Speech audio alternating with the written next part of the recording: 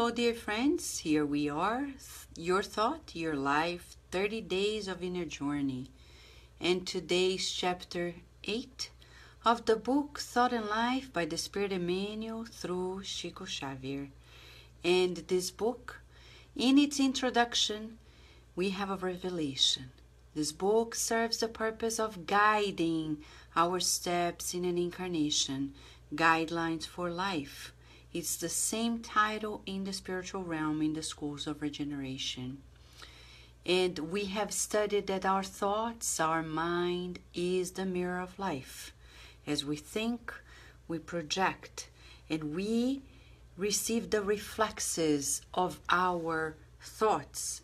And thus we have feelings, emotions that create and trigger ideas that create attitudes and then behavior actions.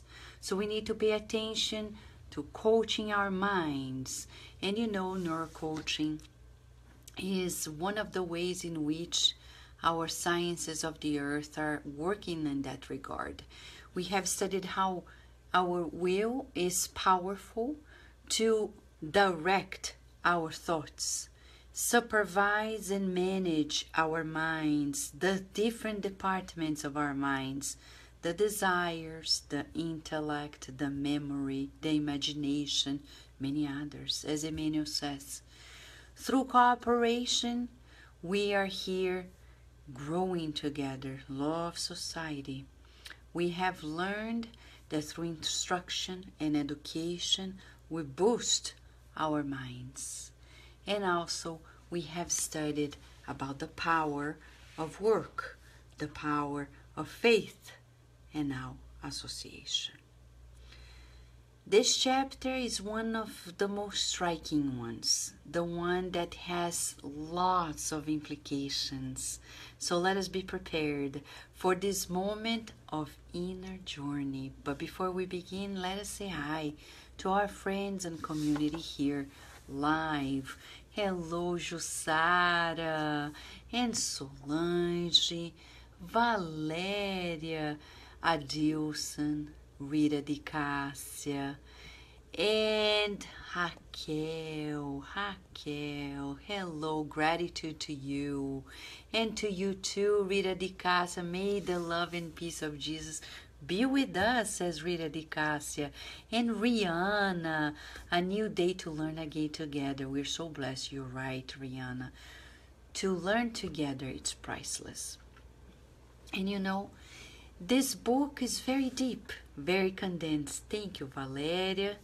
It's very condensed in its thoughts, concentrated, but certain guidelines. It's like a sure thing. If we follow through, our lives are going to be transformed. Okay? I'm always impressed to know that few spiritists know of this book and use it. But this is one of the most precious, written and published in 1958. We really need to disseminate the study of this book to facilitate the idea, the thoughts, the new creations of our lives on the earth, and also to create new mechanisms to educate our children, our youth, and organizations as well. Okay?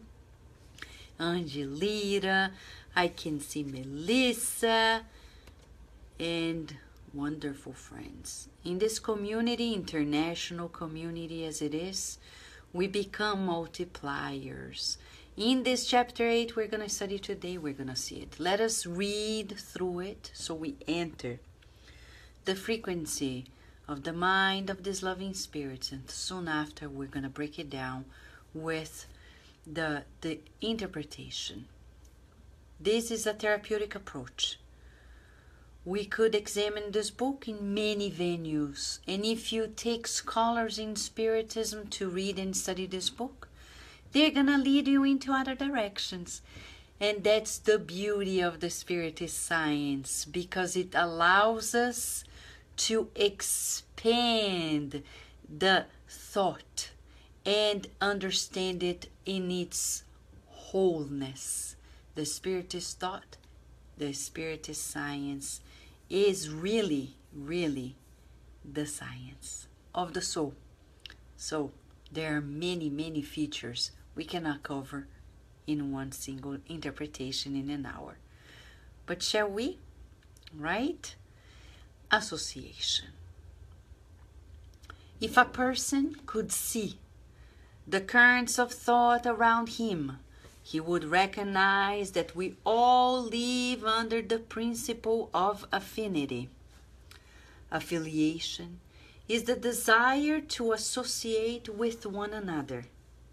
It presides over all events and commands the existence of all beings. Democritus, the Greek philosopher who lived long before Christ, affirmed that atoms, which are invisible to man, group together like pigeons flocking around a source of food to form matter as we know it. Today, as we begin to discover the essence of the microscopic world, we can visualize the atom as a miniature solar system. The atom's nucleus is the main focus, and the electrons are like planets revolving in a gravitational orbit. On the plane of greater life, we see suns attracting worlds in space by virtue of the interaction of electromagnetic forces that are in the universe. Excuse me. So it is in ordinary life. The soul enters into resonance with the mental currents of souls who are in tune with it. We assimilate the thoughts of those who think as we do. When we feel, when we visualize, when we speak or act, we are tuning with the emotions or ideas of all other persons, incarnate or discarnate, who are on our wavelength.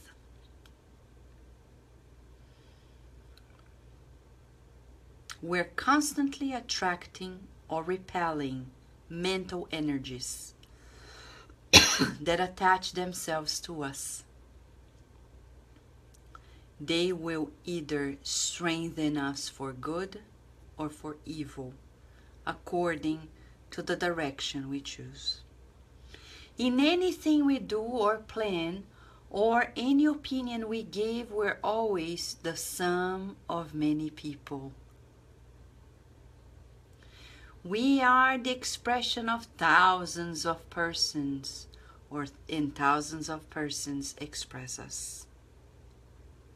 Desire is the lever that acts upon feelings. It generates the energy we use in accordance with our will. Whenever we dwell on the defects of others, the mirror of our mind immediately reflects, and we, so to speak, absorb their depressing images. Our imagination then begins to digest this kind of nourishment, which is later assimilated by delicate tissues of our soul. Often, as time goes by, our soul tends to express through the body that which it had assimilated. This takes place either through the carnal body on earth or the spiritual body the soul uses after death. That explains why those who criticize others will generally end up practicing the same deeds they had condemned in them. Their interest and involvement in the minute details of evil cause them to unconsciously absorb its emanations until one day they find themselves dominated by its forces. Every shady crack in our personality is the reflection of a greater shadow.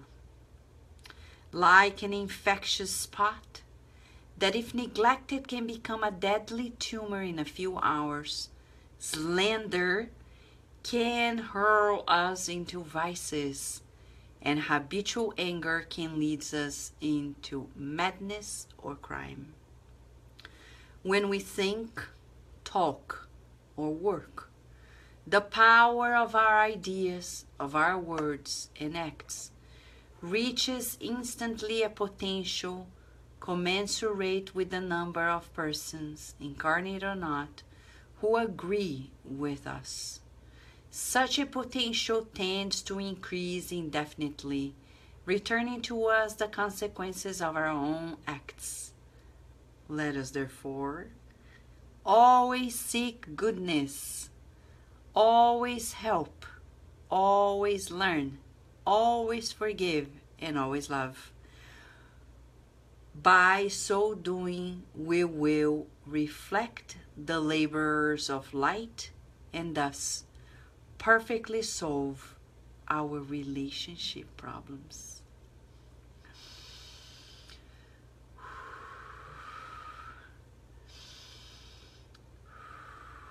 Breathing in and out to start digesting. It's a lot, right? It's a lot. I know. Thank you for your kindness, friends. There is a lot of information here for us. The power of books. Remember when we studied the chapter about instruction? How Emmanuel mentioned to us the book as a dynamo that generates new thoughts, changes our minds. So important to refresh our minds with new knowledge. We need to read more, to study more, always, always, always, always. And here we see the reasons why. Because if we don't manage our thoughts and our feelings, we're gonna make spontaneous associations that may be either beneficial to us or detrimental to us. There is no neutrality when we talk about vibrations and thoughts. But let us begin with a therapeutic exercise. In the Spirit's book by Allan Kardec, which we're celebrating its 160th anniversary of its publication. It happened on April 18th, 1857.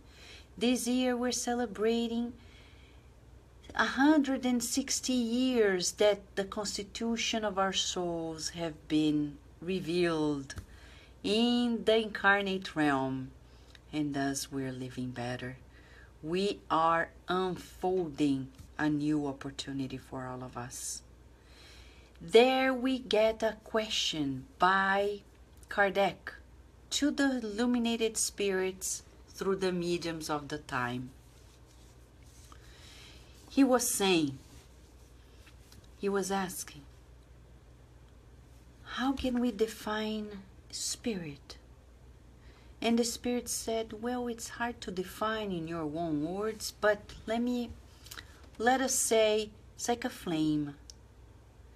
If you had a piece of paper in front of you with coloring pencils, how would you draw yourself? Forget about the human body as a spirit. That's us. You are not the image you're seeing on this screen, on the mirror, in the mirror. You are beyond this human body. How do you visualize yourself? Let us do a mental exercise, like closing our eyes.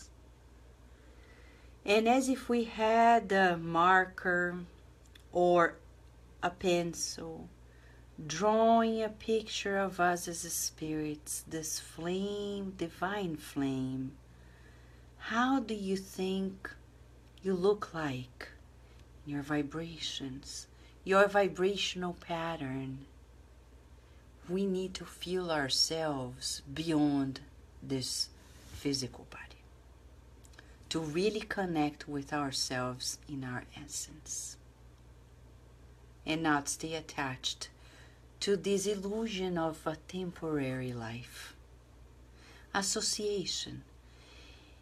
Emmanuel is so straightforward that this chapter he begins right there saying association, meaning if I could see the currents of thought around us, we would recognize that we all live under the principle of affinity. Look at your phone. You look at your phone and contact everybody you're connected with. That is creating the possibilities between us and the world. If we could just see the currents of thought around us, we would recognize that we have a spiritual network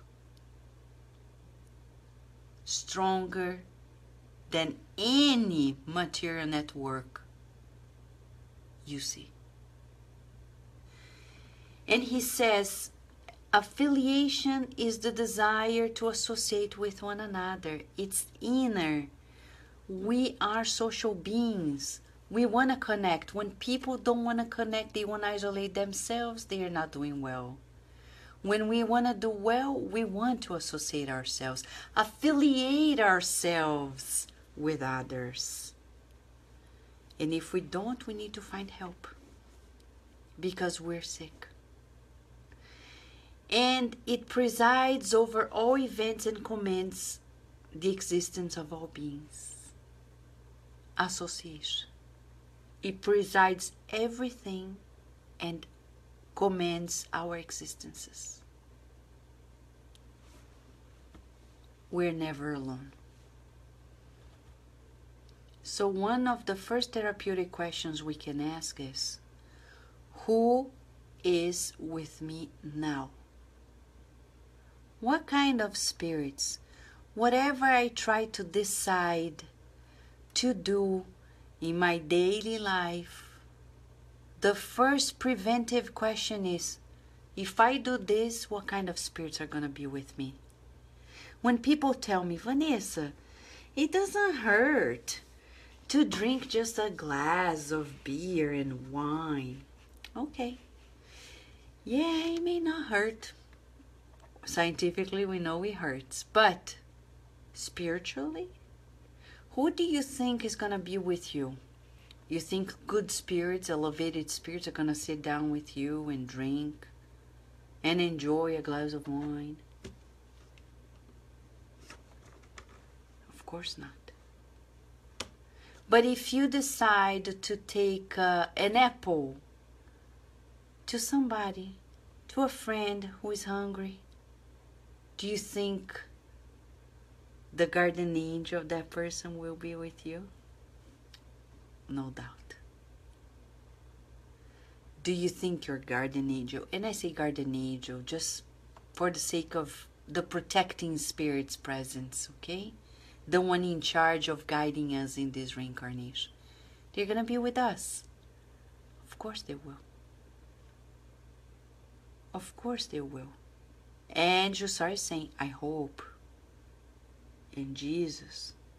Today a friend of mine called me from Boston and said, Vanessa, I saw the other day a speaker in Brazil changing the voice and saying it was Chico Xavier, and do you think it's true? And I said, who am I to judge? But we pondered. Why not? Why, if Chico Xavier, when he was incarnated, when he was incarnated, he talked to everybody indistinctively, he saw everyone, why now is he not going to be everywhere and helping everyone? It's more than ever. I'm not saying we should be blind and trust anything. No. Kardec says in the Medium's book, rule of thumb, observe the facts, analyze the language. Observe the facts, analyze the language. And remember Mary Magdalene. The apostles thought they were above and beyond the purity, but when Jesus appeared after resurrection, He appeared to her. And Umberto de Campos said, appeared to her because of all of them. She was the only one who never dropped the ball of faith and who overcame a mountain of limitations to do what she was doing. And the math of God is not the math of humans. The math of God is not the math of humans. Thank God. Because if we depended on the mercy and the compassion of human beings, we wouldn't be here. Only the loving math of God to give us countless opportunities. And like Paul of Tarsus, Saul of Tarsus, of everyone who met Jesus and was there in close contact, Jesus chose the one that was persecuted to work with him, and them together, victim and persecutor, reconciliation. If we behave like the Pharisees who think because of temporary status in this life that we are above anybody, we'll be surprised to know when we go back to the spiritual realm that the spiritual network of other people were way more stronger, more powerful in terms of spiritual sublimity than our own spiritual network. Who are we to judge? Right? Hello, Soyen. Yeah. Oh, the Spirit Society of London. Yes, and thanks to the British Union of Spirit Society. Thanks to Janet Duncan.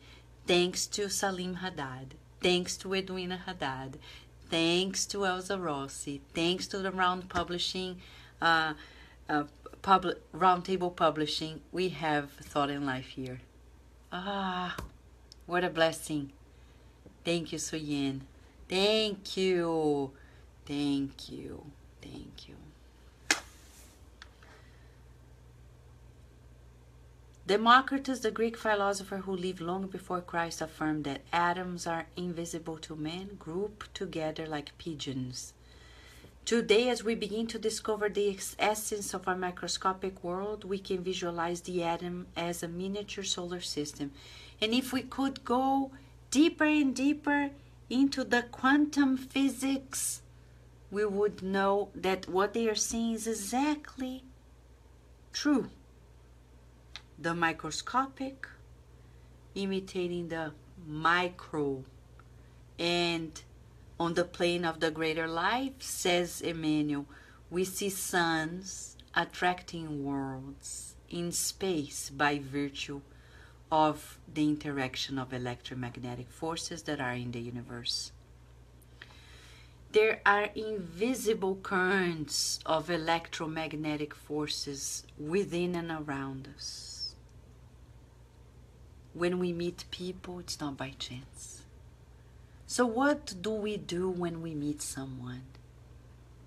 Do we think it's by chance, or do we cherish the sacredness of that life? The other day, somebody asked me, who is that person, Vanessa? Oh, he's the husband of somebody else, but he doesn't believe in God. And this person looked at me like with some form of superiority, feeling superior just because the other person doesn't believe in Spiritism or doesn't believe in God. And he made me recall a passage from the Gospel according to Spiritism. How can we say Raka? And it's an expression, Raka, meaning the other person is less, and thinking we are superior for any reason. If I meet somebody, sacred moment. I cannot despise anyone. People are God's creatures. But if I'm doing this, we're going to learn in this chapter. I am creating that pattern for myself. And as Adilson is saying, we cherish the sacred of their lives. Thank you, Adilson. Hello, Rafael. Let us enter a little more, because now it's becoming clearer and clearer. So it is in ordinary life. We enter in resonance with the mental currents of souls that are in tune with it. So if I think of selflessness, I connect with selfless minds. Right?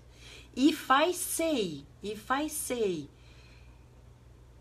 something good, I connect with people that say good. If I criticize, I connect with everybody in the world who is criticizing.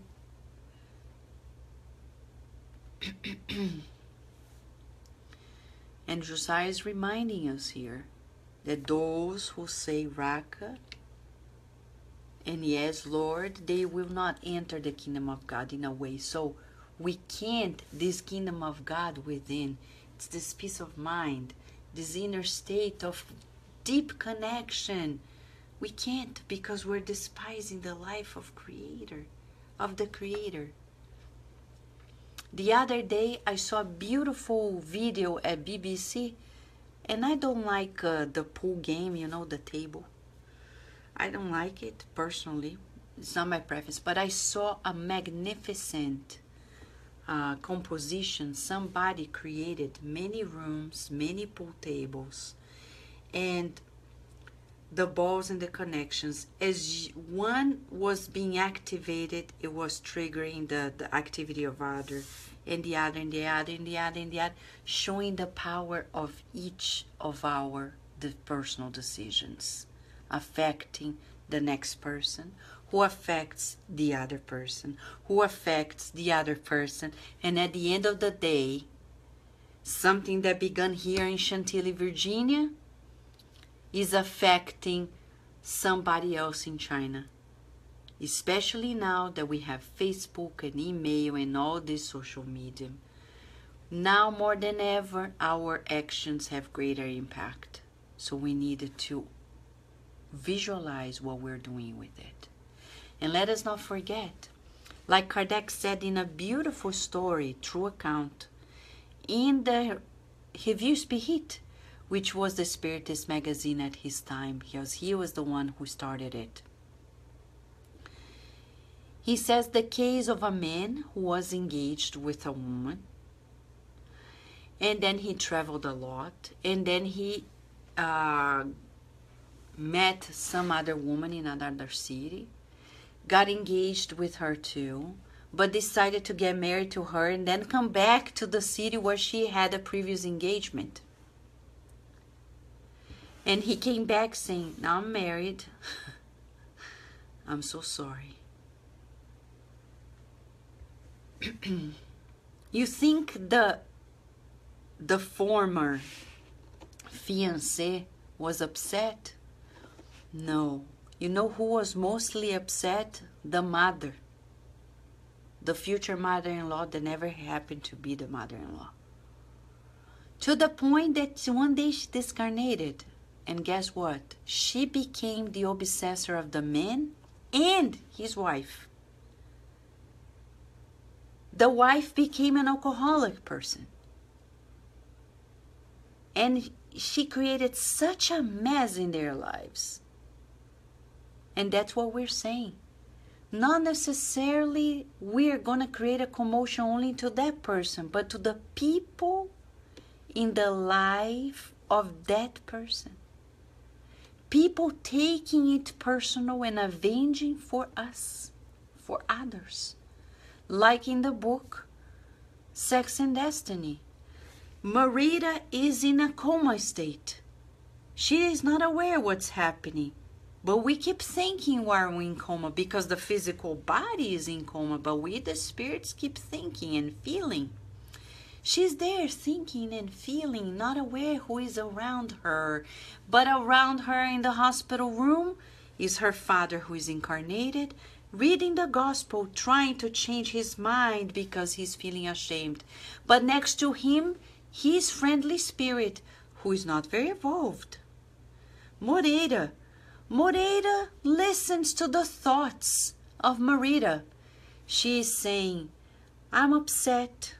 My sister Marina stole my fiancé and she's the one, blah, blah, blah, blah, blah. When Moreira, who is not very evolved, listens to the thoughts of the woman who is in coma, the spirit who is thinking, he decides to avenge for her.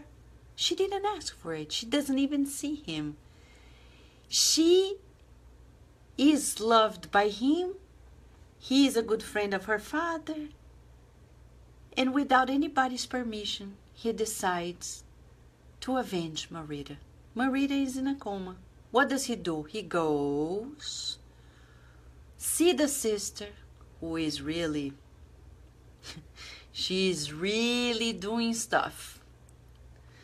And by talking to her, inciting guilt, he succeeds in creating this psychiatric state of the mind, this pathological state of the mind.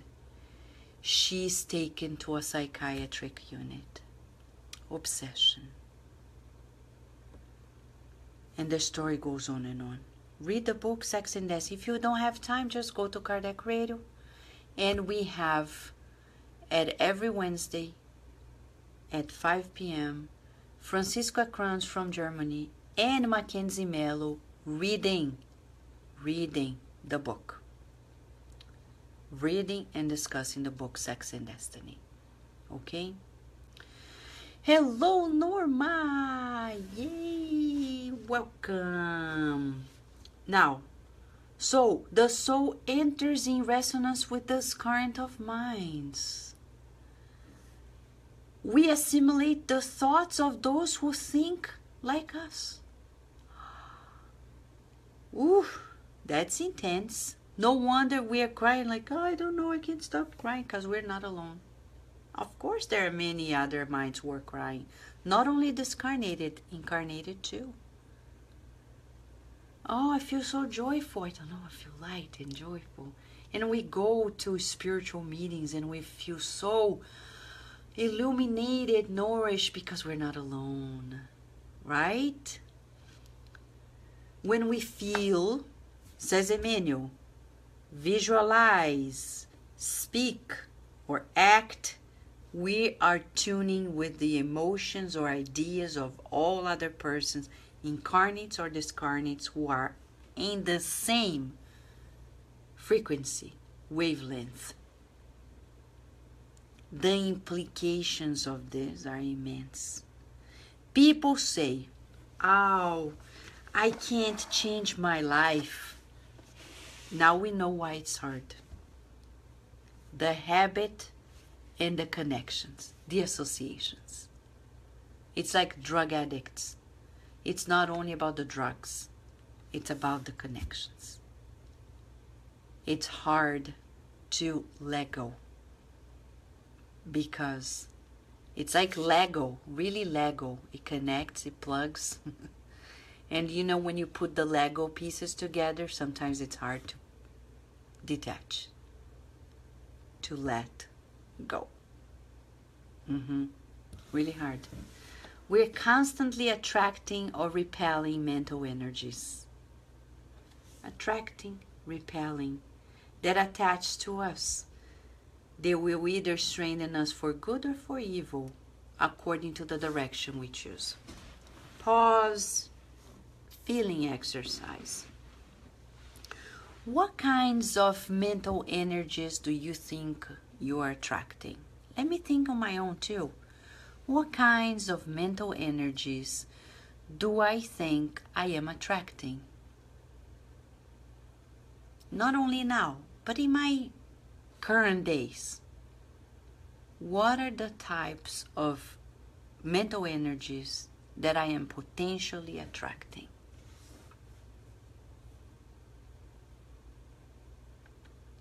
And what are the ones that I am potentially repelling? In the spiritist science, we learn that we attract what is alike and we repel what is different. The question is, what kind are we attracting and what kind are we repelling? Because sometimes, because of our ego, we repel the good. Look at Saul of Tarsus. Jesus was around. In the description of the death of Stephen, we've got to know that Jesus was looking at them.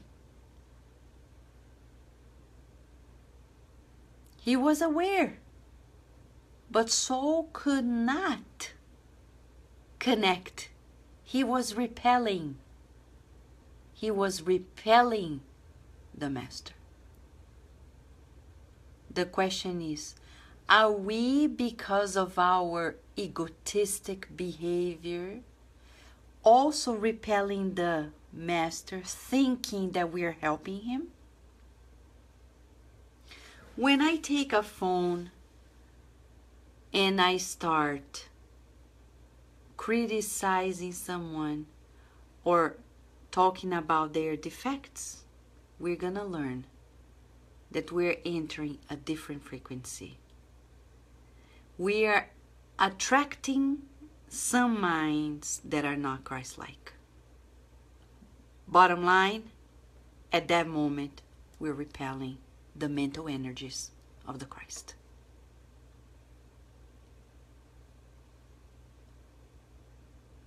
We need to observe, what thoughts am I having? Melissa is here summarizing. That's why it's important to observe our thoughts so we can be aware of our thoughts, the mental energies. And it's like natural logic. If I am attracting mental energies of inferior level, I am repelling the ones of superior. Inevitably. Like Stephen connected with Jesus at his death, but Saul was not connected. He was logged out. But he was thinking he was at the top of his game.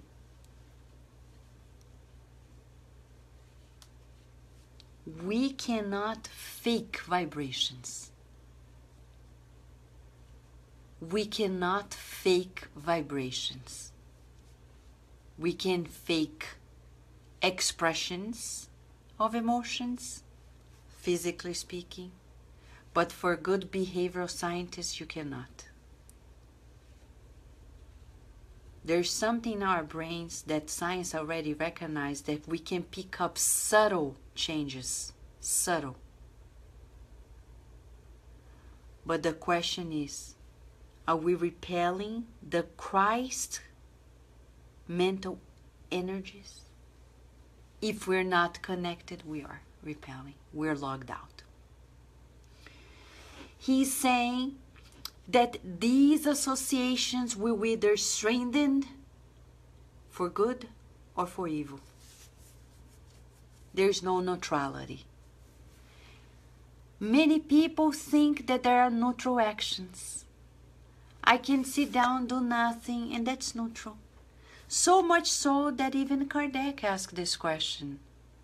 But if people don't do any evil, are they incurring any mistake? And the Spirit said, in other words, there's no neutrality. They didn't say those words, but the conclusion, because they said, if somebody's not doing the good, they are naturally doing evil. Light and darkness. If something's not illuminated, it's dark. If it's dark, it's not illuminated.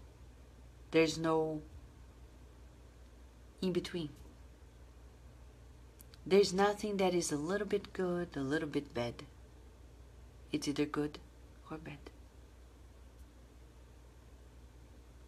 That's how it is. There is wisdom or ignorance, love or hatred. Yeah, how much do you love them? A little bit. A little bit doesn't exist. Either we love or we don't. Either we like or we don't. There's not like a little bit. There's no little bit in regards to vibration. It's either on or off. Can you imagine a switch being in between? Have you ever seen a switch that is, oh yeah, we have the one that dims down the light. But that's something else. Light is light. On. Stronger or not. Higher or not. But it's illuminated. We're talking about darkness and light. Good and evil. There's no in between.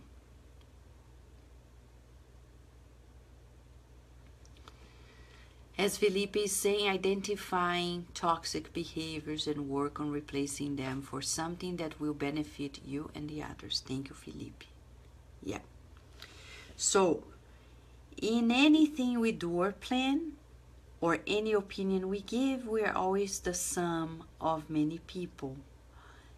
This statement is really striking. I think it's groundbreaking because people don't often have awareness of this.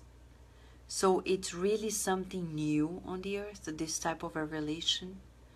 Because it's saying anything that we do or even plan or any opinion we give, we're the sum of many people. The sum of many people.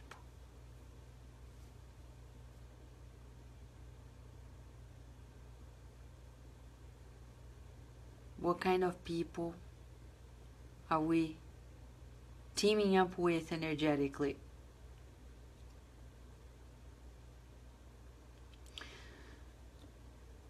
When Judas was taking his action, was he alone? No. When Saul of Tarsus did what he did, was he alone? No. When Jesus did what he did, he was not a medium of others, he was the medium of God, as Kardec says in the book Genesis. But he had a group of supporting system. We often see in the New Testament and also in the books like The Good News by Umberto de Campos, instances in which he stopped and talked.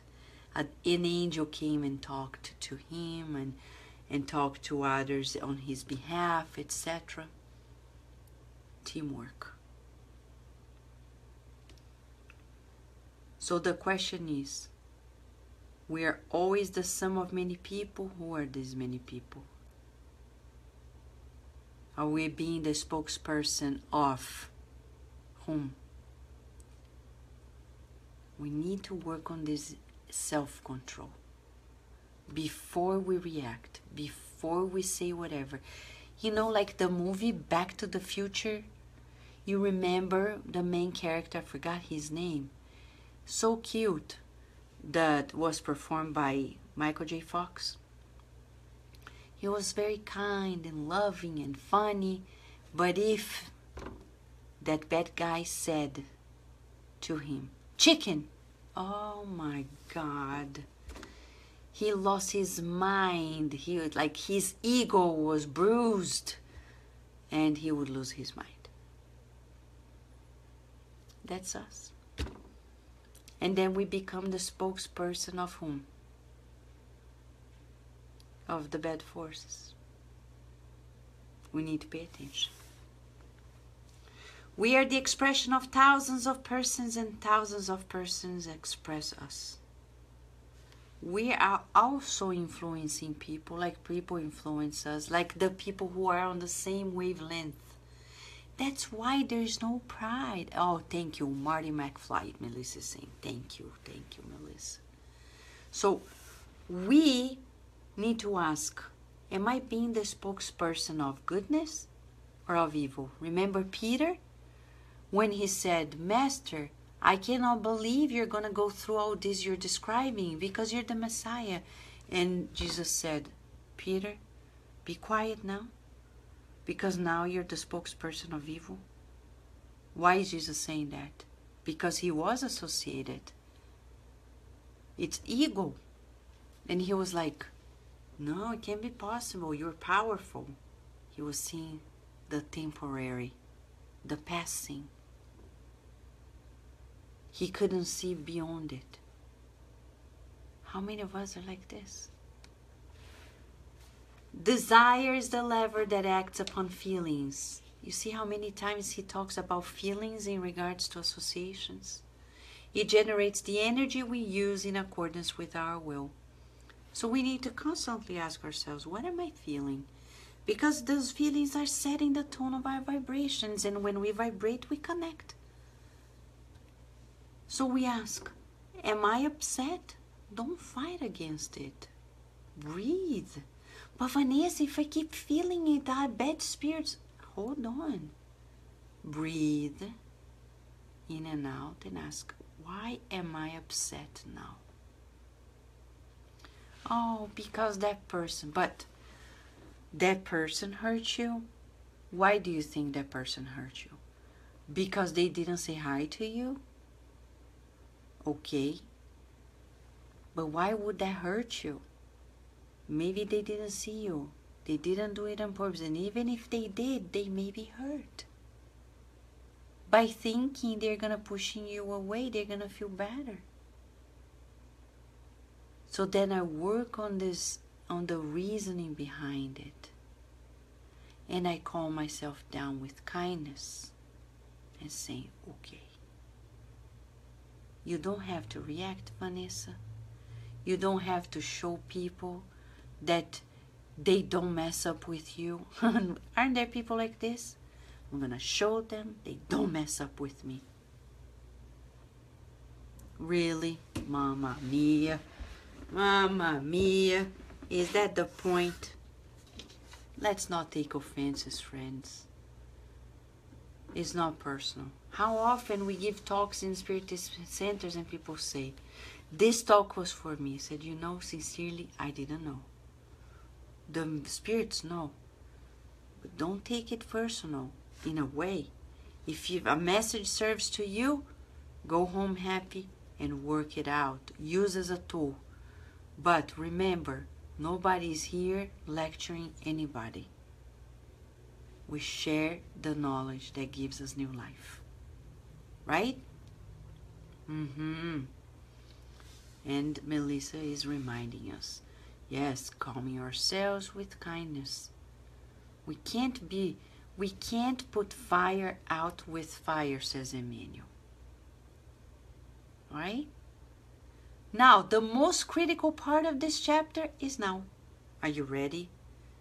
Because this part here, I think, is revolutionary. Many people don't know of it. Whenever we dwell on the defects of others, and why does Emmanuel, of all things, chooses this behavior? Dwelling on the defects of others. Because we don't do it much? Of course, because that's what we do the most. Like André Louis says in his books, past 5 minutes of conversations, you bet, talking about other people. That's bad. So, a lesson for us. If we dwell on the defects of others, the mirror of our mind immediately reflects.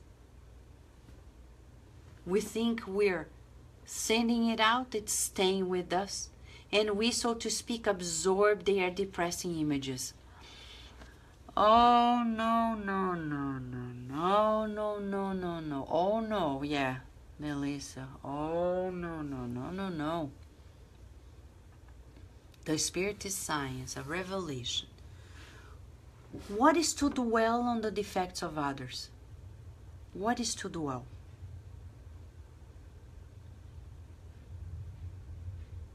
To give fuel to it, right? We're like, oh, did you see it? Did you see it? Did you see it? Oh my God, look what happened. And we're like For example, the president-elect. We don't know how long he's going to stay there. I don't know. He hasn't even been inaugurated. But then people are like, did you see Trump? Did you see Trump? Did you see Trump? Did you see Trump? Did you see Trump? And we think we're talking about him and nothing is happening to us. It's as if I'm catching mud and throwing it. Thinking that it's not falling on me, that my hands are not dirty. And what is Emmanuel saying? Immediately, there's no neutrality. I reflect those depressing images on me. And the question is, what's going to happen next? Our imagination begins to digest these depressing images like a kind of nourishment. And I assimilate in the delicate tissues of my soul. Oh no. Oh no. Often as time goes by, our soul tends to express through the body what we had assimilated. And this will take place either here incarnated or as a discarnated. It's going to be with us. So if we keep saying, oh, you Trump, oh, you Trump, oh, Trump, look at you, bad boy, and we think we're throwing it at him, but it's staying here with us, these depressing images. We're digesting. These are vibrational co-creations that we're eating, corroding us. And he says, that explains why those who criticize others will generally end up practicing the same deeds that had condemned in them. I know people who say power corrupts us, but if I had power, it wouldn't corrupt me. The minute they have a little bit of power, they do exactly the same as somebody else who they criticized. Even in the Spiritist movement. That's why we say, you're not happy? Go and form your organization. Don't dwell in the defects of others. Because if you start criticizing, you're going to be doomed by your own criticism. Because we're going to create, our conscience is going to ask us, okay, let's do differently. And we won't be able to. We criticize, and we generally end up practicing the same deeds that had condemned them. I know somebody who got divorced, and this group of people were criticizing. In less than 3 years, everybody in this group got divorced too. Real cases, I know. Real. I was also shocked when I got to know of it. I was like, what? Couldn't believe it. And Emmanuel is explaining. So, it's a living proof of what Emmanuel is saying. Their interest and involvement in the minute details of evil, their interest and involvement in the minute details of evil cause them unconsciously to absorb its emanations until one day they find themselves dominated by its forces. So don't say anything. Now I understand why people whom I know, who are more evolved than me, they don't say a word about the problems and the defects of others. They say nothing. Because they know of this rule. And they don't even think. Because he didn't say.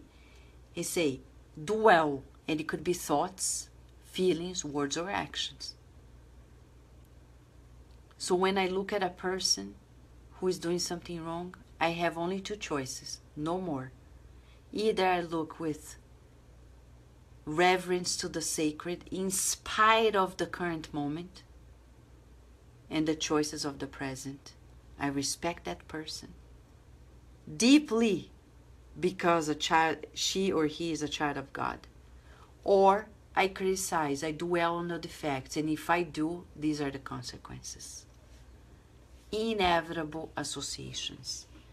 Every shady crack in our personality is the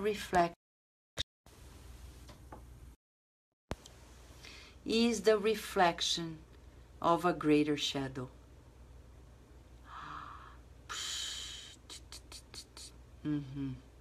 Amazing. So friends, if you know anybody who keeps criticizing the new president-elect, I didn't vote for him. It's beyond personal. It's about collective responsibility. We have enough knowledge to know we can't criticize. We need to feel compassion, like Peter to Saul, telling the community, let's pray. And this is time to pray.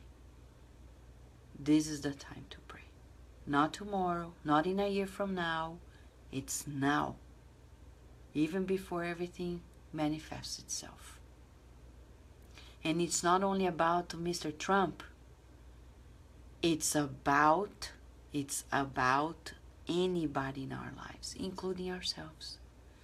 Because when I criticize others, I also am very critical of myself. And that doesn't help either. If I dwell on my defects, I'm also creating depressing images. And I'll be nourishing myself. And this is going to go to the delicate tissues of my soul. And as Emmanuel is saying, it's going to be what? A cycle that I'm never going to end because I'm not giving me a new opportunity. And as Raquel is reminding us, we need to ask ourselves, is what people say true, kind, or beneficial? Is it what we're saying true, kind, and beneficial?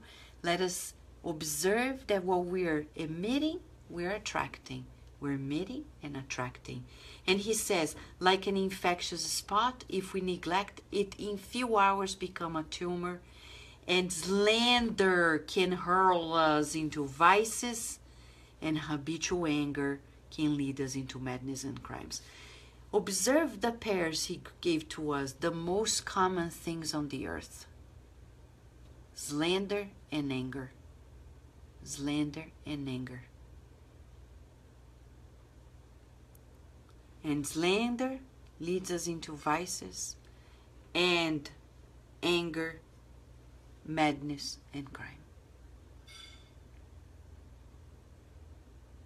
We need to tame it, saying, I don't want to eat junk food.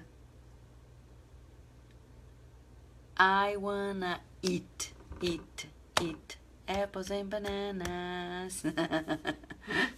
It's a child's song. I want to eat apples and bananas. I don't want to eat slander and anger. I don't want to eat slander and anger. I don't. We want to eat. What do you want to eat, spiritually speaking? What do you want to eat? Menu of life. Let's open. I want to nourish myself with love, with kindness, and visualize, imagine Jupiter on earth, that feeling of Jupiter on earth. And we are daily nourishing ourselves and others with gratitude, kindness, reverence, respect, sincerity, honesty, devotion, nobility, beauty, harmony, loyalty, faithfulness, courage. The menu is huge, And light, healthy food, yeah, easy to digest. Rudy is saying forgiveness. Thank you, Rudy. Courage, Raquel is saying. So we need to ask ourselves every day, what am I going to eat today? Spiritually, emotionally, and choose from the menu of life. But I choose it at each thought, at each word, at each feeling, at each action. At each moment, he says we're immediately connecting. Humility, Adilson. That's light food. That's light for the soul. Very healthy. Patience, Norma is reminding us. So important to be patient in this world of a click away. Everything like click, click, click, click, click. Come on, come on. Oh my God, we need to connect. Wait. Shh. Patience, Norma is reminding us. Patience. Right?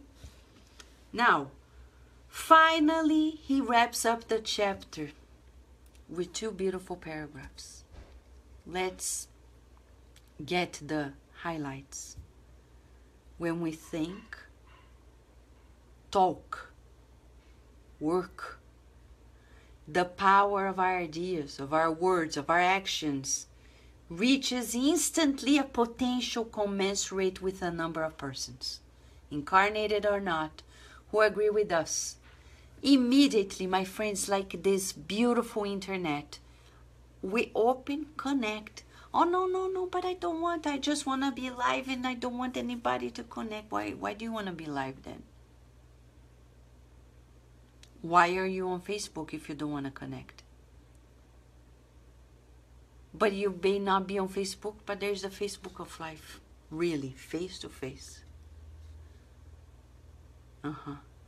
We're connected. We can't escape from associations and the consequences of our own acts. So he advises us, wrapping up this chapter of association, when he begins by saying currents of thoughts and our immersion in them.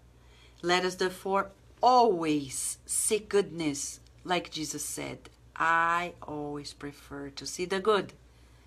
Always see goodness. People come to us and say, did you see it? And that minute, we say, somebody telling me the other day, oh, that man was doing this to his wife. And we said, we don't know the behind the scenes. Oh no, but I talked to them and said, you don't know. Unless you are living under the same roof, in the same bedroom. Don't say anything. We don't know. And a good habit is, don't ask questions to people about their lives.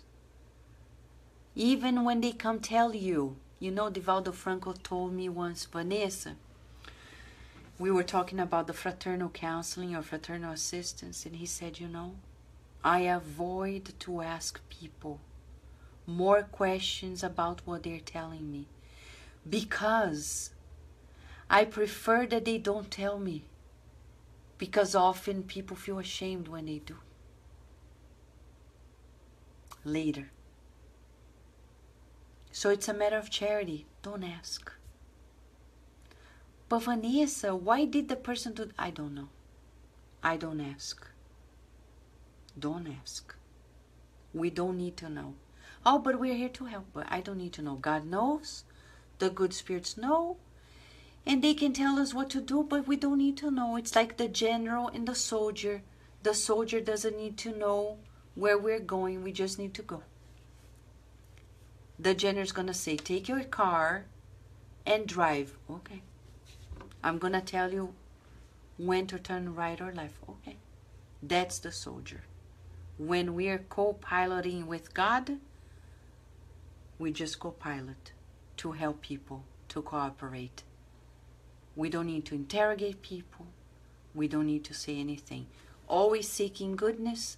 And he says, always help, always learn, always forgive, always love. Always help, always learn, always forgive, always love. And by doing so, we will do what? Associate with the workers of light and perfectly solve our relationship problems. Hallelujah. Hallelujah. Hallelujah. Hallelujah. It's midnight in the east coast of the United States, right? And some other parts of the world. We want to solve our problems in our relationship. It begins within ourselves. Always help, always learn, always forgive, always love, always help. Let us repeat to ourselves, it's a mantra, it's affirmation. Always help, always learn, always forgive, always love. And in that regard, in that march, we connect, associate with higher light workers, and we solve our relationship problems because they are inside of us. It's the way we perceive.